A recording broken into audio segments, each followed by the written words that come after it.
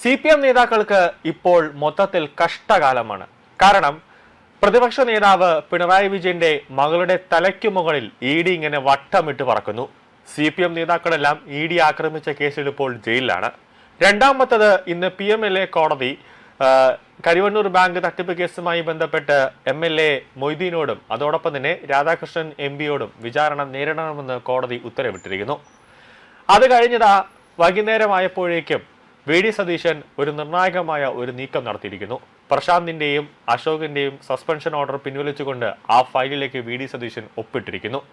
ഇനി പുതിയതായിട്ട് രണ്ടുപേരും ചാർജ് എടുക്കുമ്പോൾ എന്തായാലും പിണറായി 10 വർഷം കാണിച്ചു കൂട്ടിയ സകല അഴിമതികളും ഇവർ രണ്ടുപേരും പുറത്തേക്ക് കൊണ്ടുവരുമെന്ന കാര്യത്തിൽ യാതൊരു സംശയമില്ല. കാരണം പ്രശാന്തും അശോകും അഴിമതികളെല്ലാം തന്നെ ജനങ്ങളോട് വിളിച്ചു പറഞ്ഞതുകൊണ്ടാണ് ഇവരെയൊക്കെ സസ്പെൻഡ് ചെയ്തത്. ഇവർ രണ്ടും തന്നെയാണ് മന്ത്രിസഭ, അതായത് പിണറായിയെ ഇക്കുറി നിയമസഭാ തെരഞ്ഞെടുപ്പിൽ നല്ല രീതിയിലുള്ള ഒരു വമ്പൻ തോൽവി ഏറ്റുവാങ്ങാനുള്ള, അതായത് വമ്പൻ തോൽവി ഒരു സമ്മാനമായി പിണറായി വിജയന് കൊടുത്തത് പ്രശാന്തും അതോടൊപ്പം തന്നെ അശോകും തന്നെയാണ്.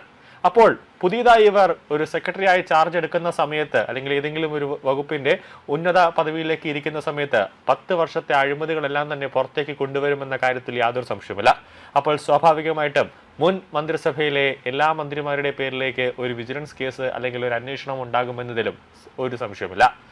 നിലവിൽ 2 വർഷത്തെ ഇടവേളയ്ക്ക് ശേഷം പ്രശാന്തും 1.5 മാസത്തെ ഇടവേളയ്ക്ക് ശേഷം അശോകും തിരിച്ച് ഭരണസ്ഥിരാ കേന്ദ്രത്തിലേക്ക് എത്തുകയാണ്. രണ്ടുപേരുടെയും സസ്പെൻഷനാണ് ഈ നിമിഷം പിൻവലിച്ചുകൊണ്ട് VD സതീശൻ ഒരു ഉത്തരവിറക്കിയിരിക്കുന്നത്. ഇവർക്കിനി എന്ത് വകുപ്പായിരിക്കും, അതായത് രണ്ടുപേർക്കും അനുയോജ്യമായ ഒരു തസ്തിക തന്നെ നൽകും എന്ന കാര്യത്തിൽ യാതൊരു സംശയവുമില്ല. വരുന്ന മന്ത്രിസഭാ യോഗത്തിൽ ഇതുമായി ബന്ധപ്പെട്ട ഒരു അന്തിമ തീരുമാനം തന്നെ ഉണ്ടാകുമെന്നാണ് നിലവിൽ ലഭിക്കുന്ന വിവരം. മുൻ ചീഫ് സെക്രട്ടറി ഡോക്ടർ A ജയതിലകനെതിരെ സമൂഹ മാധ്യമങ്ങളിലൂടെ അധിക്ഷേപം അല്ലെങ്കിൽ വ്യക്തിപരമായ വിമർശനങ്ങൾ നടത്തിയെന്ന് ആരോപിച്ചാണ് പ്രശാന്തിനെ സസ്പെൻഡ് ചെയ്തത്. അതും 2024 നവംബർ 1-ന്. ഇതേ ദിവസം തന്നെ മതാടിസ്ഥാനത്തിൽ വാട്സപ്പ് ഗ്രൂപ്പ് ഉണ്ടാക്കിയെന്ന വാദത്തിൽ മറ്റൊരു IAS ഉദ്യോഗസ്ഥനായ K ഗോപാലകൃഷ്ണനെയും സർക്കാർ സസ്പെൻഡ് ചെയ്തിരുന്നു. പിന്നെ ഗോപാലകൃഷ്ണൻ അന്നത്തെ ചീഫ് സെക്രട്ടറിയോടൊപ്പം അതോടൊപ്പം തന്നെ ആ ഭരണസ്ഥിരാ കേന്ദ്രത്തിൽ ഉന്നത ഉദ്യോഗസ്ഥരുടെയൊക്കെ കൈയും കാലും ഒക്കെ പിടിച്ചുകൊണ്ട് ഇരുന്നത് കൊണ്ട് K ഗോപാലകൃഷ്ണന്റെ സസ്പെൻഷൻ പിൻവലിച്ചു. പക്ഷേ പ്രശാന്ത് അങ്ങനെ നട്ടല് വളഞ്ഞു നിൽക്കാനൊന്നും പോയില്ല. നല്ല ആണത്വമായിട്ട് നിന്നതുകൊണ്ടാണ് പ്രശാന്തിന്റെ സസ്പെൻഷൻ ഈ 2.5 വർഷക്കാലമായിട്ട് ഇങ്ങനെ പൊക്കിക്കൊണ്ടിരുന്നത്. കേരളത്തിന്റെ സിവിൽ സർവീസ് ചരിത്രത്തിൽ ഒരേ ദിവസം 2 IAS ഉദ്യോഗസ്ഥർ സസ്പെൻഷനിലാവുന്ന ആദ്യത്തെ സംഭവമാണിത്. എന്നാൽ പിന്നീട് K ഗോപാലകൃഷ്ണന്റെ സസ്പെൻഷൻ സർക്കാർ പിൻവലിച്ചെങ്കിലും പ്രശാന്തിനെതിരെയുള്ള അച്ചടക്ക നടപടികൾ പല ഘട്ടങ്ങളിലായി നീട്ടിക്കൊണ്ടു പോവുകയാണ് ചെയ്തത്. മുൻ മുഖ്യമന്ത്രി പിണറായി വിജയൻ രാജിവെച്ച് പടിയിറങ്ങുന്നതിന് തൊട്ടു മുമ്പ് പോലും പ്രശാന്തിനെതിരെ 9ാം തവണയും സർക്കാർ അച്ചടക്ക നടപടി സ്വീകരിച്ചിരുന്നു. സംസ്ഥാന സർക്കാരിന്റെ ലോട്ടറി വിൽപ്പനയെക്കുറിച്ച് മുൻകൂർ അനുമതിയില്ലാതെ ഒരു ഇംഗ്ലീഷ് പത്രത്തിൽ ലേഖനം എഴുതിയെന്ന് ചൂണ്ടിക്കാട്ടിയാണ് പ്രശാന്തിനെ സസ്പെൻഡ് ചെയ്തുകൊണ്ട് വീണ്ടും ഉത്തരവിറക്കിയത്. ഇതിലൂടെ മെയ് 4-ന് അവസാനിക്കേണ്ടിയിരുന്ന പ്രശാന്തിന്റെ സസ്പെൻഷൻ കാലാവധി വീണ്ടും നീളുകയായിരുന്നു. മറ്റൊരു മുതിർന്ന ഉദ്യോഗസ്ഥനായ ഡോക്ടർ V അശോകിനെ സൈനികക്ഷേമ വകുപ്പ് പ്രിൻസിപ്പൽ സെക്രട്ടറി ആയിരിക്കെയാണ് കഴിഞ്ഞ ഏപ്രിൽ മാസത്തിൽ ചീഫ് സെക്രട്ടറി ഉത്തരവിലൂടെ സസ്പെൻഡ് ചെയ്തത്. നിയമസഭാ തെരഞ്ഞെടുപ്പുമായി ബന്ധപ്പെട്ട് വിവിധ മാധ്യമങ്ങൾക്ക് നൽകിയ അഭിമുഖങ്ങളിൽ മുഖ്യമന്ത്രി പിണറായി വിജയനെയും സംസ്ഥാന സർക്കാരിന്റെ പ്രവർത്തന ശൈലിയെയും നയങ്ങളെയും കടുത്ത ഭാഷയിൽ വിമർശിച്ചു എന്നതായിരുന്നു അശോകിനെതിരെയുള്ള കുറ്റം. അതിൽ പിണറായി സർക്കാരിന്റെ കാലത്ത് ചെയ്തു കൂട്ടുന്ന സകല അഴിമതികളും സകല കൊള്ളരുതായ്മയും എല്ലാം V അശോക് മാധ്യമങ്ങളിലൂടെ തുറന്നു പറഞ്ഞു എന്നതാണ് സർക്കാരിനെ ചൊടിപ്പിച്ചത്. നമുക്കറിയാം, മുൻ ചീഫ് സെക്രട്ടറി ജയതിലക് എന്ന് പറയുന്നത് പിണറായിയുടെ ഒരു പെറ്റാണ്. അതായത് പിണറായി പറയുന്നതിന്റെ അപ്പുറത്തേക്ക്, പിണറായി വരയ്ക്കുന്ന വരയുടെ അപ്പുറത്തേക്ക് ആ ജയതിലക് എന്ന് പറയുന്ന മുൻ IAS ഉദ്യോഗസ്ഥനും ചീഫ് സെക്രട്ടറി ഒന്നും തന്നെ പോവില്ല.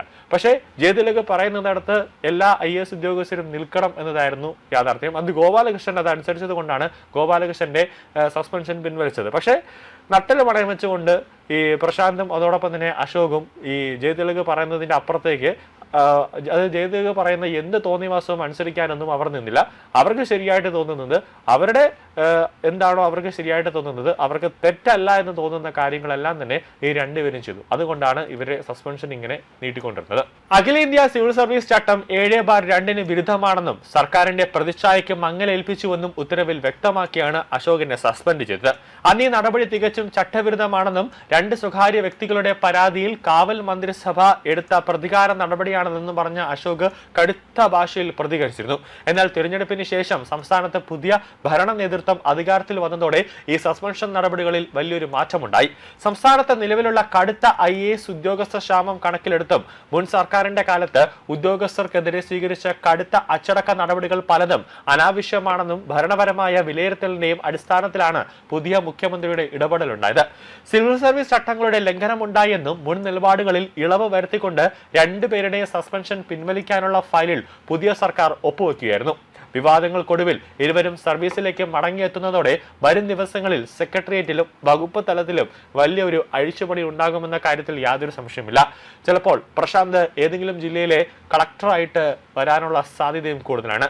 എന്തായാലും മുഹമ്മദ് റിയാസിനും പിണറായി വിജയനും ഇനി കഷ്ടകാലം തന്നെയാണ്.